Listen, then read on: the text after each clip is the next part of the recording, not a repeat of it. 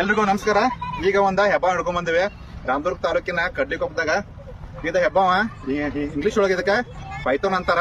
ಇದ 15 ಫೂಟ್ ತನ ಉದ್ದ ಆಗುತ್ತ ಮತ್ತ 45 ಕೆಜಿ ತನ ತೂಕ ಆಗುತ್ತಿದ. ಇದರ ಜೀವಿತಾವಧಿ 36 ವರ್ಷ ಬದುಕ್ತೈತೆ. ಇದ 20 ರಿಂದ 30 ತತ್ತಿ ಇರ್ತೈತೆ.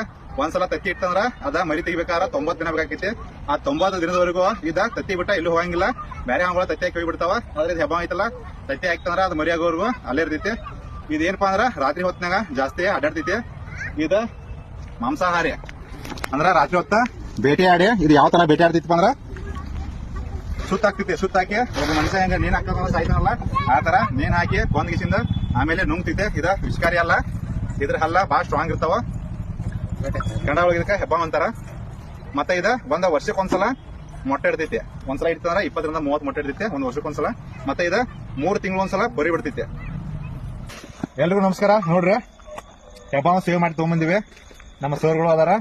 ರಂಕಲ್ ಕೊಪ್ಪದಾಗ ಬಿಡಾಕ್ ಬಂದಿವಿ. ದಯವಿಟ್ಟು ಯಾರು ಹಾವುಗಳನ್ನ ಕೊಲ್ಲಕ್ ಹೋಗ್ಬೇಡ್ರಿ. ಹಾವುಗಳು ಬಂದವ್ರ ಕರೆ ಮಾಡ್ರೆ ನಮ್ ಟೀಮ್ ಐತಿ, ನಾವೆಲ್ಲ ಬಂದ ರೆಸ್ಕ್ಯೂ ಮಾಡ್ತೀವಿ.